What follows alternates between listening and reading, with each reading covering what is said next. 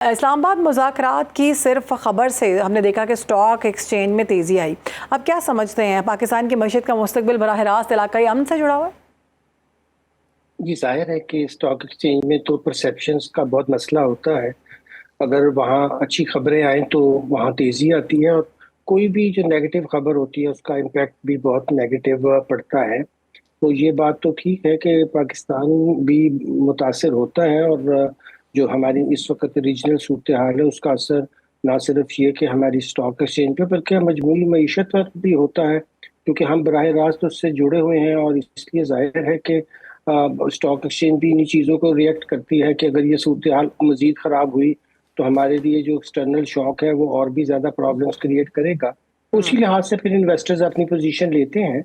और ये बिल्कुल एक फितरी सी बात है कि स्टेबिलिटी ना हो तो जाहिर है कि नुकसान होता है, और ये अनसर्टिनिटी ही असल में मईशत में सबसे जो खौफनाक बात समझी जाती है कि अगर आपको ऑल ऑफ सडन कोई ऐसे हालात सामने आ जाए और सर्टिनिटी ना हो तो फिर जाहिर है सरमाया जो है वो अपने जो है वो कोशिश करता है कि उसको बचा के रखे और उसमें इन्वेस्ट ना करे। तो ये एक फितरी किस्म का बिहेवियर होता है जो इंसानी सतह पर भी होता है और पूरे माशरे की सतह पर भी होता है। बिल्कुल ठीक है। अभी जैसा कि हम देख रहे हैं कि आपने हुर्मस के हवाले से जो खबरें आ रही थी कि उसको मुकम्मल तौर पर बंद किया गया, लेकिन मुकम्मल तो नहीं है। ज़ाहिर है जो ईरान के साथ दोस्ताना ममालिक हैं उनको तो उनके लिए तो तेल की रवानी जो है वो दी जा रही है, पहुँचाया जा रहा है। पाकिस्तान है, चाइना है और दीगर ममालिक हैं। खुदा न खास्ता अगर मुकम्मल तौर पर ये बंद हो जाता है तो पाकिस्तान के पास इतनी बर्दाश्त है पाकिस्तानी मईशत में कि अगर ये $200 तक पहुँच जाता है तेल, तो हम बर्दाश्त कर सकेंगे इस सारी सिचुएशन को? हमारी खराबी ये थी कि हमने अपना इन्हिसार ज्यादातर फॉसिल फ्यूल पे रखा, इवन बिजली पैदा करने के लिए भी। और गाड़ियां भी हमारे यहाँ इस्तेमाल बहुत ज़्यादा इस लिहाज से होती हैं कि हमारे यहाँ ज़्यादा अच्छा पब्लिक ट्रांसपोर्ट सिस्टम बड़े शहरों में नहीं है। और जहाँ $20 मिलियन की हमें सिर्फ इंपोर्ट करनी पड़ती है, और उसी से फिर आगे जाकर डॉलर टर्म्स में आपको पता है कि आईपीपीज को देने हैं हमने रखने, वो मुआहदे भी हमारे बहुत गलत हुए हैं। तो उस लिहाज से हमारे लिए सिर्फ एक ये एक ऐसा मसला है कि जैसे पेट्रोलियम प्रोडक्ट्स की प्राइसेस जो है बढ़ती हैं तो पूरी सोसाइटी में उसका बहुत ही खौफनाक असर होता है। इन्फ्लेशन बढ़ती है, कॉस्ट ऑफ ऐसे लिविंग बढ़ जाती है, क्योंकि हर चीज़ का दारोमदार हमने असल में फॉसल फ्यूल पर ही रखा और हम रीन्यूएबल की तरफ नहीं गए। हाल ही में आपको याद होगा कि जिन लोगों ने अपनी कोशिश से खुद अपना पैसा लगा के सोलर पैदा किया, उस पर भी हमारे ब्यूरोक्रेट्स का मसला हुआ कि ये सिस्टम से कैसे जी निकल जी। गया। ये जो ब्यूरोक्रेटिक कंट्रोल है हमारे जहनों में, और हम ये गवर्नमेंट को गलत मशवरे देते हैं और खराबियां पैदा करते हैं। हमें तो निकलना चाहिए था इससे, क्योंकि अल्लाह ताला ने हमें हवा भी दी है, सूरज भी दिया है, और हमारे तो बहुत अल्लाह का शुक्र है कि कुदरती वसाइल बहुत थे। पानी हमारे पास, हाइड्रो हम बहुत ज्यादा कर सकते थे, मगर बीच में ऐसी पॉलिसियों का तसलसल हुआ तो हमारे लिए तो ये बहुत खौफनाक होगा। मगर जैसे चाइना ने अब पोजीशन ली है, उनकी सप्लाई बंद करने का मतलब ये होगा कि ये बराह रास्त फिर अग्रेशन होगा। तो अमेरिका सिर्फ इसको एक अपनी जो मसल पावर अब दिखाने की कोशिश कर रहा है अपने उसमें, वो ज्यादा कामयाब नहीं हो सकेगी, क्योंकि ये हुआ भी इसीलिए है कि वेनेजुएला पे और ईरान पे जो इस लोग शायद समझ रहे हैं कि अमेरिका खामखा इसराइल की जंग में शामिल हो गया। ऐसी बात नहीं कि ये भी अच्छा। मैडनेस के पीछे एक मेथड है। ऐसे बड़ी बड़ी अंपायर्स फैसले नहीं करती। असल में जो चाइना के साथ गुफ्तगू में आपको याद होगा कि 31 मार्च को तो उनकी समिट मीटिंग होनी थी बीजिंग में, जो कि इस वॉर की होने वजह से नहीं हुई। और वो इसीलिए इन्होंने नहीं की कि इनको पता था कि निगोशिएशन में तो हम चाइना को आगे हमने टैरिफ बढ़ा के देखा है, कुछ नहीं हो सका, हमारा अपना ही नुकसान हुआ है। तो उन्होंने दो ऐसे ममालिक चूज किए जहां बराह रास्त लॉन्ग टर्म ऑयल सप्लाई के चाइना के साथ मुआहदे थे।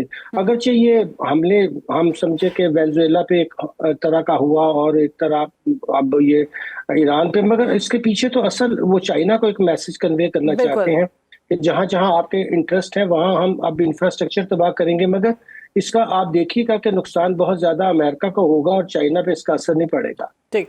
अच्छा, जैसा कि आपने कहा कि जो अभी धमकी दी गई है ट्रम्प की जानिब से कि हम चाइना के भी जो आपने हुर्मुज़ में कंट्रोल ले लेंगे और उसके जहाज़ भी नहीं गुजरने देंगे, आप समझते हैं कि ये नाकाम हो जाएगा? अच्छा, वाशिंगटन के पास अब दो ही रास्ते हैं, या तो वो टेबल टॉक करेगा या फिर वो हमले करेगा। तो आप क्या समझते हैं कि ज़्यादा देखिए, बेहतर क्या है उनके लिए, किसी जिसमें उनका नुकसान कम हो? जी देखिए, हमले तो बिल्कुल ही वो अब ऑलमोस्ट जान छुड़ाना चाहते हैं, मगर चूंकि जाहिर है उनका ये मसला है कि फिर अपने लोगों को क्या बताएंगे कि हम क्यों वहां गए थे और इतना बड़ा नुकसान किया। तो कुछ ना कुछ ऐसे अपने लिए एक वो एक रास्ता ढूंढ रहे हैं जिसको वो लोगों को बता सके कि नहीं नहीं हमें बहुत फायदा हुआ और हमें ये जंग बहुत जरूरत थी। एक तो जाहिर है प्रीटेक्स्ट है ये उनके पास कि जी हमने इस हमले के बाद ईरान की जो थी जौहरी ताकत बनने की जो थी वो सलाहियत खत्म, वो कभी थी नहीं उनकी ख्वाहिश। ये सबको पता है कि ये एक प्रीटेक्स्ट है और बिला वजह का ये एक उन्होंने बहाना बनाया। ये सारी दुनिया जानती है, उनके यहाँ तो फतवे मौजूद थे कि हम कभी भी एटम बॉम्ब नहीं बनाएंगे। वो एनपीटी के सिस्टम में है, आप खुद तो एनपीटी में है नहीं और दूसरों को इल्जाम दे रहे हैं। ये तो सबको पता है कि ये तो प्रीटेक्स्ट है उनके। और अब अगर इन्होंने कल के नाखुन नहीं लिए अमेरिका ने और इजराइल ने भी जो हरकतें कर रहे हैं, तो ये आहिस्ता आहिस्ता यूरोप को भी अपने आप से और मजीद दूर कर लेंगे और इनका एंड पे कोई साथी नहीं बचेगा। और अगर ये मैडनेस इनकी इसी तरह जारी रही तो आप देखिएगा कि ये बहुत जल्दी आइसोलेट होंगे और आहिस्ता आहिस्ता ना कोई डॉलर की तरफ जाएगा। अब सब लोग युआन में और तो ये जो आपस में लोकल करेंसीज में सर ये जो सूरत हम देख रहे हैं, फिर ऐसी सूरत में जब तेल आसमान से बातें करेगा, तेल की कीमतें, तो फिर जो डॉलर्स की इजारादारी है, जो एक चौधराहट है पूरी दुनिया में डॉलर्स की, वो भी गिर जाएगी। जी बिल्कुल गिर जाएगी। देखिए आगे ये बहुत से ममालिक अब आपस में लेन देन कर रहे हैं अदर देन डॉलर। खुद आप हैरान होंगे कि भारत ने इसका इतना आया कि उन्होंने जब रशिया पे बहुत ज्यादा इन्होंने एम्बार्गोज लगाए तो उन्होंने उनसे तेल लिया, फिर उसको रिफाइन किया, फिर एक्सपोर्ट किया। तो उनको क्या नुकसान हुआ, वो आपस में रूबल और उनकी करेंसी में रूबल में भी काम कर रहे थे, अब युआन भी वो करना चाहते हैं। इस वक्त हैरानकुन बात जो नहीं सामने आती कि चीन और खुद इंडिया की जो इस वक्त ट्रेड है वो 120 बिलियन डॉलर तकरीबन उसी लेवल पे पहुंच गई है जो कि चाइना और अमेरिका की थी। तो अब आप खुद सोचिए कि इसका नुकसान किसको हो रहा है। बराह रास्त इसका नुकसान अमेरिका को हो रहा है, क्योंकि चाइना तो हर एक के साथ बिजनेस करता है, उन्हें तो कोई मसला नहीं होता कि वहाँ किस तरह की आइडियोलॉजी वाले लोग हैं। और वो सिर्फ और सिर्फ अपनी जो उनकी डिप्लोमेसी भी यही है कि हमने वॉर में नहीं जाना और सिर्फ हमने जो है वो ट्रेड ही करनी है और हमने इकोनॉमिक कॉपरेशन ही करने हैं। और जो बज़ाहिर दो हरीफ मुल्क नजर आते हैं, ब्रिक्स में भी वो उनके साथ बैठते हैं और ब्रिक्स का तो मकसद ही यही है कि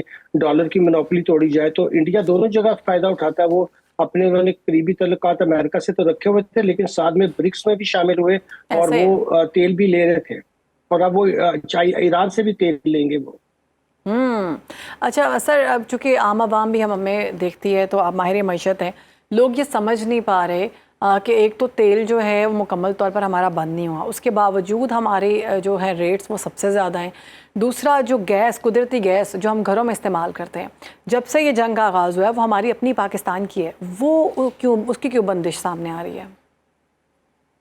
देखिए जी मसला ये है कि हमारे पास अब जहाँ तक तो तेल का मसला है, चाहे हम डीजल 87% लोकल प्रोडक्शन से भी करते हैं, मगर आलमी तौर पर ये जो ऑयल रिफाइनिंग कंपनियां हैं ये वही रेट लेती हैं जो कि आप समझिए कि उनको इंपोर्ट करके उस प्राइस पे, क्योंकि दुनिया में ये तो नहीं हो सकता कि हम कोई उस तरह का निज़ाम बना लें जिस तरह का दूसरे ममालिक में। हमें तो अपने महसूलात भी पूरे करने हैं, तो हुकूमत के लिए सबसे जो आसान तरीका है महसूलात इकट्ठा करने का वो तो यहाँ पेट्रोलियम आइटम्स की जो है वो सेल ही है।